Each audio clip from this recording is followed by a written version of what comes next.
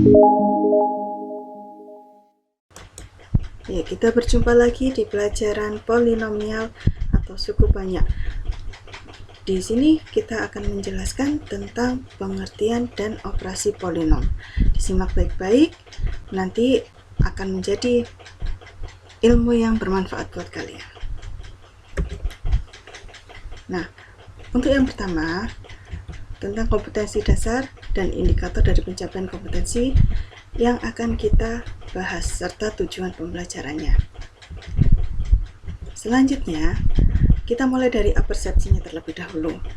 Sebuah industri rumahan akan mendesain kemasan produknya dari bahan karton berukuran 16 desimeter dikali 24 desimeter. Kardus tersebut mempunyai dasar berbentuk persegi dan volume kardus yang diinginkan adalah 640 liter. Berapa ukuran dimensi dari kardus berbentuk kotak tersebut? Kalau ada apersepsi seperti ini, maka kita harus mempunyai pemikiran di mana kita mempunyai karton yang berbentuk persegi, di mana ukurannya sudah ditentukan, yang akan dibentuk sebuah kardus yang kita harus inginkan adalah volumenya 640 liter untuk satu kardusnya. Berarti hal tersebut pasti akan termasuk polinomial, gitu. Tapi apakah kalian tahu polinomial itu apa? Mari kita saksikan penjelasan selanjutnya. Nah, untuk menentukan ukuran dari kardus tersebut, kita dapat menerapkan bentuk dari polinomial, yaitu A0 X pangkat N ditambah A1 X pangkat N dikurangi 1 ditambah A2 dikalikan X pangkat N min 2 ditambah dan seterusnya sampai A untuk N dikurangi 1 dengan X-nya adalah 1 pangkat 1 ditambah A. Khususnya dari penyelesaian persamaan polinomial berderajat 3 ini akan dipelajari dalam modul berikut. Nah, kita ingat kembali, bentuk aljabar adalah kalimat matematika yang memuat satu variabel atau lebih yang digunakan untuk mewakili bilangan atau nilai yang belum diketahui. Pelajaran aljabar ini sudah kalian pelajari waktu SMP terlebih dahulu. Nah, contoh bentuk aljabarnya adalah 4x kuadrat ditambah 2 sama dengan 0. Ini merupakan suatu bentuk aljabar. Nah, kalau saat SMP kemarin, kalian pasti akan mengetahui keterangan apa saja yang pasti dicantumkan. Coba kalian lihat, untuk 4 di sini, kalian sebut apa? Nah, untuk 4 di sini disebut koefisien dari X pangkat 2. Sedangkan X-nya itu adalah variabel. Kemudian angka 2 yang di atas ini, di atasnya X pangkatnya ini merupakan derajat. Sementara plus 2 itu adalah konstanta. Nah, di sini keterangannya. Jadi 4 merupakan koefisien dari X pangkat 2. Sementara 2 itu adalah konstanta dan X saja itu adalah variabel. Nah, salah satu bentuk aljabar itu ada monomial dan polinomial. Jika monomial itu adalah bentuk aljabar yang tidak dihubungkan oleh operasi jumlah dan selisih, hanya berupa satu saja, seperti ini, 4x pangkat 3, kemudian sendiri lagi 2x pangkat 5 dikali Y, kemudian lagi 4A kali B. Itu merupakan bentuk monomial. Sementara yang kita tahu misalkan bentuknya adalah 4x kuadrat ditambah 2, ini termasuk dalam bentuk polinomial, di mana bentuk aljabarnya memiliki lebih dari sama dengan 2 suku. Kita perhatikan contohnya, 4x pangkat 3 ditambah 5x kuadrat. Ini merupakan bentuk aljabar, yaitu berupa polinomial.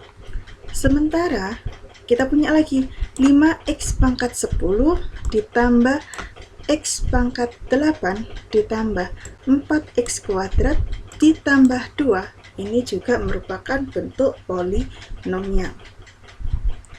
Begitu.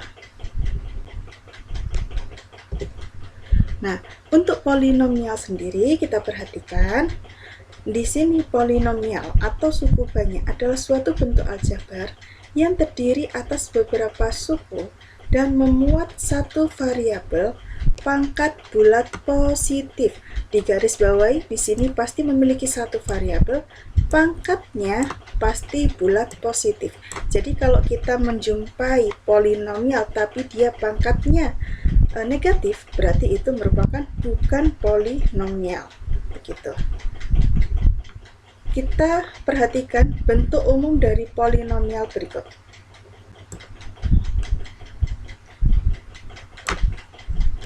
Nah, dari bentuk tersebut, maka kita dapatkan keterangan bahwa n yang ada di pangkat sini itu merupakan bilangan bulat positif. Dan n-nya tidak sama dengan 0. Jadi kalau an-nya sama dengan 0, maka tidak akan diketahui pangkatnya. Gitu. Nah, kemudian untuk A0, A1, A2 sampai An-1 itu merupakan bilangan real yang merupakan koefisien-koefisien dari polinomial. Sedangkan A saja yang di belakang tanpa ada variabel itu merupakan bilangan real yang merupakan suku tetap atau konstanta. Untuk polinomial sendiri itu memiliki derajat, yaitu pangkat tertinggi dari nilai x.